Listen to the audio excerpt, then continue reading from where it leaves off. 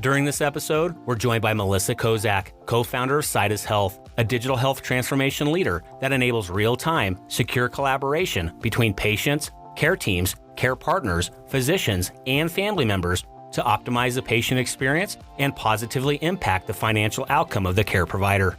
While together, Melissa shares her personal experiences as a post-acute nurse and the communication and care coordination challenges she faced while connecting frontline clinical teams with patients and partners in home-based care. Melissa also provides valuable advice for aspiring entrepreneurs looking to start a company in the home-based care space. Join us to learn about Citus Health's mission, the impact of the pandemic on the shift of care to the home setting, and the need for collaborative efforts to solve the clinical shortage problem. Let's go.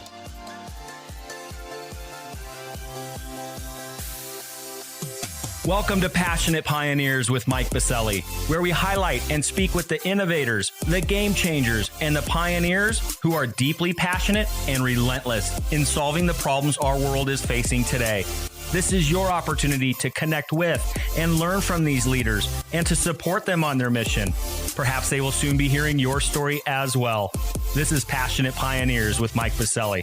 I look forward to having you on this journey with us.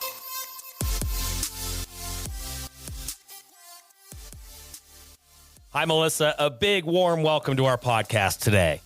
Thanks, Mike. Great to be here. Well, given your background as a post-acute nurse and seeing firsthand the communication and care coordination challenges connecting frontline clinical teams with patients, as well as field staff and partners in home-based care, and your passion to solve for it, I'm fired up for this conversation today. But before we dive in, a bit of housekeeping. While listening to any of our episodes, please take a moment to subscribe to the podcast so you will automatically receive episode updates in your podcast player. Simply search Passionate Pioneers with Mike Biselli on Apple Podcasts, Spotify, or wherever you listen to your podcasts. Lastly, please visit the bottom of the episode notes to connect with me on LinkedIn and Twitter in order to further the conversations occurring on this podcast. All right, Melissa, it's almost time for our community to learn how you and the Citus Health team are transforming the way home-based care providers collaborate to make high-quality care more accessible and efficient. But first, what's that one piece of advice that you would give to others who are passionate about reimagining the health of our world?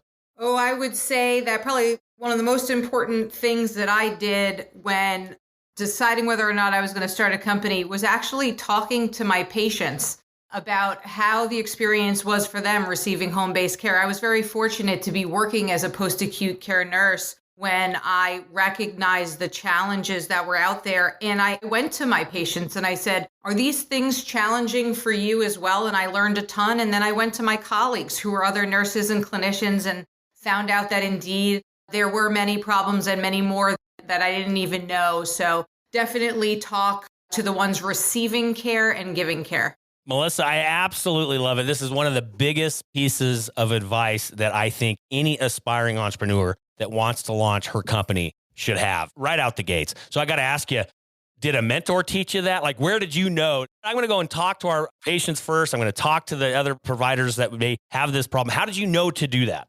Yeah, I think that my co-founder, it was not his first rodeo of starting a company. It certainly was mine, gave me that advice. And then I read some books, Lean Canvas and others, that talked about going right to those end users. And it was just so convenient. I was visiting these patients anyway on a weekly basis and had developed a rapport with them over weeks and months. And they were more than happy to provide that free advice to me. So I soaked it in whenever and wherever I could. Yeah, it's absolutely paramount. A lot of entrepreneurs have a vision, have an idea of like, hey, this is what I'm going to build. This is going to be the product I'm going to help solve for X. But then it lands flat because they didn't go and talk to the end user. It is incredibly, incredibly invaluable to make sure that you bake that in, especially on the front end of launching a company. I absolutely love it, Melissa. I love that that's what you guys started with. Get out there, gain that feedback before you launch the company. And we're going to talk about your company 7+ years in now with Citus Health. We're going to talk about how it came to be, all the good stuff and all the good troublemaking you and the team have been doing in the marketplace. We're going to unpack all that and more after we get back from thanking our community champion sponsor. Located in Denver, Colorado's nationally ranked River North District, Catalyst is a healthcare innovation campus that brings together stakeholders from across the industry to accelerate innovation and drive real, lasting change our nation desperately needs. from established organizations to startups, from accelerators to advocacy organizations, and from medical schools to global companies. Everyone at Catalyst works side by side to create, develop, refine, and bring to market cutting-edge innovations that will fundamentally transform healthcare as we know it. With industry leaders like Medical Group Management Association, Olive, Medical Solutions, UC Health, Cirrus MD, and many others calling Catalyst home, along with innovative pioneers visiting from across the nation, Catalyst continually fosters their foundational belief that collaboration and partnerships will move the healthcare industry forward. To virtually tour Catalyst and claim your space on campus or host an upcoming event, visit catalysthealthtech.com or visit the top of the episode notes and click on their link. All right, we are back with Melissa Kozak, founder and president of Citus Health. Melissa, thank you so much for setting the stage on the front end here. Could not agree with you more. You have to get out there, talk to the end users. It's incredible what you will find. And not just do it on the front end of a company, do it throughout the life of the company as things continue to evolve and you continue to think through what's that next iteration of the product and the technology or service. Very, very important. So let's dive in, Melissa. 7+ years now, president and founder of Citus Health. You know as well as I do, you obviously read a lot of books within this space. A lot of startups don't even get past year 1 or 2. So this is a huge deal. We're going to talk about how it came to be, those aha moments of building the company and the things that you guys are experiencing today in the marketplace and how it's going. And then, of course, we'll pull the proverbial crystal ball off the shelf, talk a little bit future state. What are you seeing on the horizon? What should we be mindful of as leaders in this industry and what you're seeing out there? And what's that next big thing for Citus Health? And then, of course, how it can be helping you. But first, Melissa, let's take it back a bit. How did this all come to be in the first place? Where were those aha moments? You talked about a little bit on the front end. How did Citus Health come to be the company that it is now today? Well, I was practicing as a registered nurse in New York City, seeing many patients a day who were receiving complex infusion care in their home. And it was really right out of the gate. I noticed so many inefficiencies that were causing poor experiences for the patient, poor outcomes, really making my job, my colleagues' job filled with friction and tasks that were outside of really providing that direct patient care. For example, if a patient needed support in their home after hours and a nurse wasn't with them, they had to call an 800 number. It would route to a call center. The call could get dropped or routed to a non-clinician. Phone tag would ensue. And that patient wouldn't get the support they'd need. And sometimes they'd run off to the ER. Or I would walk into a patient's home and they were flooded with just so many supplies and they only had a day or two of care remaining. And they would just throw out these unused materials because there was no good way for the companies I was working for to have visibility into the patient's home to see what they had on hand, what did they need, or maybe even worse, at 10 o'clock at night, the patient didn't have the thing that they needed and an unscheduled courier would have to come out. So there were so many touch points along the journey of the patient and the care they were receiving where I went, man, if there was some sort of a digital tool here, it would be so much easier for the patient to stay well in their home, to not unnecessarily utilize the emergency department, for nurses to wrap up their day at the end of their shift and be with their friends and family and feel like they did a job well done, not have to take that work home. And finally, I would say my last straw moment was I had a patient who was being treated for an infection, serious one actually, in his heart. He was on an IV infusion pump and I came to see him one morning. He was very distraught, very upset. He said his infusion device had been alarming all night. It kept his wife awake. He was trying to get support, calling that number I was talking about. He couldn't get through to anyone. He ended up unplugging the machine. And again, this was treating an infection in his heart. And that was really my last straw moment where I said, somebody's got to build a tool here that can make sure that these patients get fast access to clinicians when they need it. And that was the beginning of Citus Health. Wow, powerful. It takes those experiences sometimes for others say, this is it. We can't keep doing this. Literally madness, right? And then to be able to take the ball and run with it and go launch the company. Incredible backstory, Melissa. But before we dive in and talk about what is and who is Citus Health, I do have to ask a couple more questions. You were a highly trained nurse, right? You did a lot of education, become a nurse. Did you have on your roadmap to be a founder of a technology company? Definitely not. I knew that I wanted to make a bigger impact than direct patient care because it's really one to a few in that sort of arena. I could maybe help 5 patients a day, something along those lines. I knew I wanted to have a one-to-many impact. I had no idea how that would happen in terms of kind of an entrepreneurial itch. My father was an entrepreneur. I always kind of sold things on Craigslist. I got into various ideas about businesses, but I had no idea that I was starting a technology company. Honest to goodness, I thought I was solving a challenge I was just facing every day and had no idea what this would lead to. Well, and you're spot on, right? This was something that was personal to you. You saw it on the front lines. Example is that patient that had the heart infection. You experienced it viscerally and noticed that lack of care being given to these patients, and it could be solved for. We'll get to Citus in just a moment. I have one more question because there's so many aspiring entrepreneurs that tune in that want to be Melissa one day. How important is it? And you mentioned it, right? Like I didn't have being a tech founder on the roadmap, but you are wildly, wildly passionate to make a dent in that one-to-many and making sure that patients receive the care that, frankly, they deserve. How important is it to have that fire in your belly and that passion? Because you know as well as I do, building a tech startup is the highs of highs and the lows of lows, right? It is an absolute roller coaster. How important is it to have that fire in the belly to solve something so big that you guys are doing at Citus Health? There's probably nothing more important than having the fire in the belly. Ever since my company was acquired, I get asked by aspiring entrepreneurs. They come to me with business ideas, and I do talk about that fire in the belly and how difficult the journey is and how many roads seem like the road that's going to lead to the there, and then it's a dead end, and how you have to stomach that and have grit and just always keep your eye on your goal and go through brick walls to make your company successful. If you don't have that drive, startup world, entrepreneurism, it's probably not what you want to go down, because while the reward can be so big in so many ways, it is one of the most painful things I've ever gone through. So if you don't have that fire, Mike, and that passion, I would advise against it. Couldn't agree more. It is. It's tough. It isn't. Being a startup founder and an entrepreneur is not for everybody. And that's okay. Because to your point, you have to pick yourself off the mat many, many, many times. You know, I was very fortunate. I helped build it and was with the founder of a healthcare innovation campus in downtown Denver. And if I stopped at my 10,000th no, literally, it probably would have never happened, right? But sometimes I know, sounds like you didn't either. Taking no for an answer was just not part of my game plan. And so it's important to make sure you have that grit and that fire in order to sustain you as you continue to build a company. So let's go there. Let's talk about the company. Melissa, I know you've done it a number of times. Give us that elevator pitch. Who is Citus Health?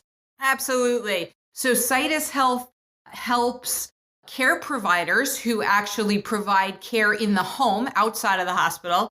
It helps those providers communicate with patients a little easier, provide them support when they have issues and questions come up, so those patients can stay healthy in their home, not go back to the hospital. And it helps our customers to coordinate that care with one another. Simply put, home-based care providers, whether they're a home health organization, a hospice organization, home infusion, specialty pharmacy, these are the markets we're in within the home-based care arena.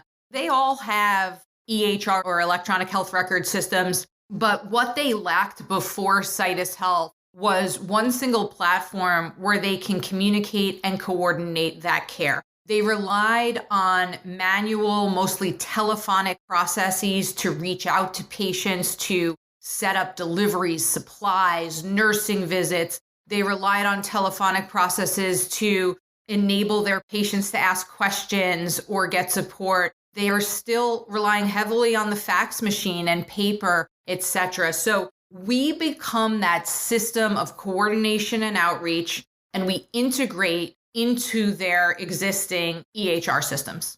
Gotcha. And in regards to, and you did it, right? You went and got that feedback. You went and talked to the end users. What's the feedback been like? You and I, we can talk about, our company is the greatest thing since sliced bread. That doesn't mean anything. What does the end user think about the experience?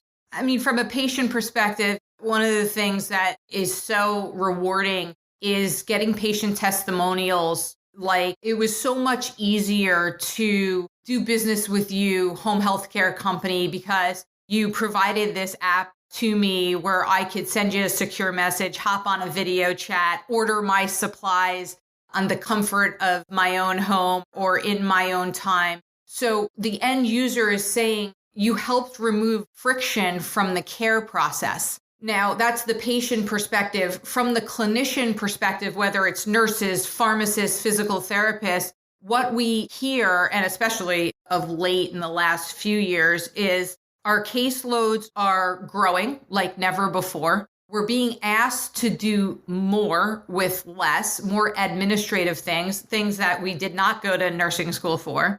And your platform takes away 7 of the phone calls I have to make during the day, or it takes away an extra trip back to the office to just deliver a signed piece of paper that's going to get scanned into the EHR. Enables me to end my day, transition to my personal life, have that work-life balance. That's why we get up and do what we do every day. It's all about removing that friction from the care process. And that's beautiful, right? I mean, it is insane what's happening in regards to our professionals out there, our nurses and the workloads and the things that they're being asked to do. It's absolutely maddening. So to hear that, it's incredibly positive and something that is very, very needed at this time, as you know. In regards to, let's go back to the patient. A lot of people say, oh, patients aren't going to use a piece of technology. There's no way. They're not going to use that software. Was that something that you had heard and overcame it? What was that experience like? We hear that time and again in healthcare. Oh, the patient's not going to use that. How would you respond? Well, in many cases, they won't. And you have to adapt to that and meet them where they're at. So when we came out of the gate in 2016, we had a native mobile app for patients to use, and there absolutely were many who used it, and then others who were not what we would call tech savvy who didn't. And so we evolved our technology to say, what is the patient's preference? Do they want a mobile app? Great, give them that. Do they want appless technology where they can just communicate through an SMS, through an email? Those types of things. And so we evolved our platform that, hey, a patient doesn't have to register for our platform, remember another username and password. They could simply click on a link in a text and engage that way, order their supplies that way, confirm their nursing visits. So I do believe that there was more doubt than was warranted about patients not being willing to use software. There were a population who weren't going to go through that extra hurdle of logging in somewhere. So we had to adjust to that and evolve our solution. And excited to say, from a product standpoint, what we think about all the time is how can we remove barriers to engagement and make sure that any type of patient, regardless of their tech level experience, can engage on the Citus Health platform. And in regards to Citus Health, when we start thinking a little bit of future state, right, things continue to evolve and things are changing rapidly in healthcare, right? We saw a lot of the inequities and a lot of the brokenness of healthcare be fully exposed during the pandemic. And we're not going to put a lot of those genies back in the bottle, and rightfully so. This is a good thing. We're going to continue to see change in this industry and hopefully change for the better. So with that, Melissa, as things continue to accelerate and we see innovation and change happening in the industry, let's take that crystal ball off the shelf a bit. What are you seeing in your space from your vantage point? And then also, where is Citus Health going to be in the future? Let's think 2 to 3 to 5 years from now. Sure. Well, Citus Health's premise has always been care is moving more and more into the home setting. We saw it years ago, kind of pre-COVID, that the home was the preferred site of care for the patient because it's the most convenient. You don't have to worry about getting a ride, sitting in a waiting room, potentially to be around other sick people. It's absolutely the lowest cost site of care from a payer perspective. So that care has been moving into the home, and COVID just accelerated that. We're seeing during wave 1 of the pandemic when patients couldn't actually go to their doctor's office. They had to get that care in the home. They had to use digital tools to connect to their providers. And trial by fire actually proved that it works and care can be safely delivered in the home. So that premise that we were really founded on come to fruition, and that trend is happening. So we're really looking to continue leading the way with providing solutions to home-based care providers so that they can keep their patients safe in the home, supported in the home, and have positive outcomes. As we're looking at the landscape, of course, we know value-based purchasing on the home health side, 2023 being the first performance year.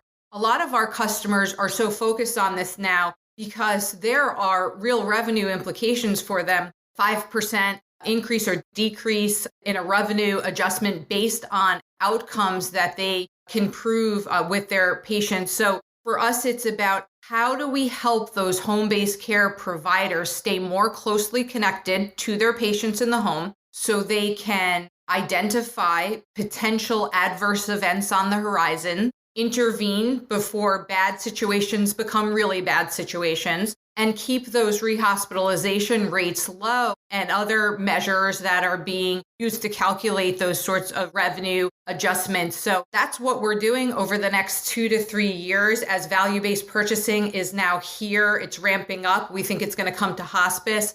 Just continue to provide those support tools to our customers. Also in that, a little bit of a near-term future state, and thank you for that, Melissa. I couldn't agree more. It also, we start thinking about getting ahead of adverse conditions. Is the connected patient a part of that experience? Connected technology, connected devices, the digital self. What does that look like as well for you? Absolutely. I mean, that's what we need to be part of that ecosystem. So imagine a patient has congestive heart failure, a very common diagnosis for a home health patient. They have a connected scale. They have a connected blood pressure device. It's beaming back data to the EHR. But enter Citus Health, and we could simply send a touch point on a daily basis over to that patient, asking them, hey, are your ankles swollen? Are you feeling short of breath? Did you remember to take your medication? Those types of things. So supplementing the remote patient monitoring with what we call remote patient support, we believe that is the combination that is going to keep patients on track with their plan of treatments and prevent them from going in a direction we don't want them to go in, and continuing to provide that education. Education in home-based care is so important. It might seem oversimplified, but when you're receiving care outside of the four walls of the hospital, you don't have a nurse around you 24/7. You don't have a team to just turn around and ask, can you help me through this shoebox full of medication? Which one am I supposed to take? And what's this rash developing? And all those kinds of things and this complex equipment that I'm operating. So making sure we can stay closely connected, supplementing that with digital technology so patients feel like they have the knowledge to take care of themselves and their families is absolutely what we're focused on. Yeah, and it's absolutely going to be a reality. It's going to be pretty much a must-have. We are going to have to do this as industry leaders in order to meet the call that is in front of all of us. So thank you for that, Melissa. Now let's go ahead and we'll throw the crystal ball back on the shelf for now and bring it back to current state. One thing I absolutely love is the community rallied around this podcast. It's incredible, the network out there helping each other out as we continue to work together to move the healthcare industry forward. So with that, Melissa, what's one problem, need, or question that you and the Citus Health team have that our community can be helping you with? Look, I've been a nurse for I think 15 or 16 years now, and the clinical shortage we're in now is by far the worst that I've seen in my career and what I hear really in decades. And so how do we help clinicians? We can't make new nurses out of thin air, but how can we look at models where we are really respecting the profession of nursing, where we're taking those administrative tasks of their plates and giving them back the time that they need in order to provide that patient care? How do we look at absolutely recruiting more nurses, providing more schools to develop young talent, things like that? But how do we do that in a time where there is going to be a massive caregiving shortage and more patients than ever to take care of? So I think as a community, we need to come together and we need to solve it. Digital technology is one piece of it, but it's certainly not going to be the silver bullet. Well, I know there's a lot of people tuning in on this podcast that is very passionate on that specific subject matter. So Melissa, how can the community get a hold of you, have those conversations and think through and have some collaborative discussion? How to get a hold of you, contact points online, social media handles, or otherwise? Absolutely. On LinkedIn, Melissa Kozak. You can hit me on email, melissa.kozak@citushealth.com. Would love to connect and talk to the community. Easy enough. And for our listening community, just simply scroll on down in your favorite podcast player into the episode notes. All those contact points from Melissa and the Citus Health team will be there. Additionally, you can head over to our free global online community at passionatepioneers.com. There will be a post for Melissa's show and episode. And in regards to all those contact points, you'll be able to find it in that post as well. Again, over at passionatepioneers.com. All right, Melissa, we're going to wind it down so we can get you back to your team so you guys can continue to cause all that good trouble over there at Citus Health. Before we let you go, I got to fill in the blank for you. I'm a passionate pioneer because? Because needing healthcare is hard enough, so receiving healthcare should not be harder. Love it. I absolutely love it. Melissa, way to wind it down for us. Way to bring it all together. Thank you for everything that you and the Citus Health team are doing for our nation. It is needed now more than ever. Rooting you on. Keep us posted with all of the developments within the Citus Health camp. But for now, Melissa, thank you for spending time with our community and being on our podcast today. Thanks, Mike.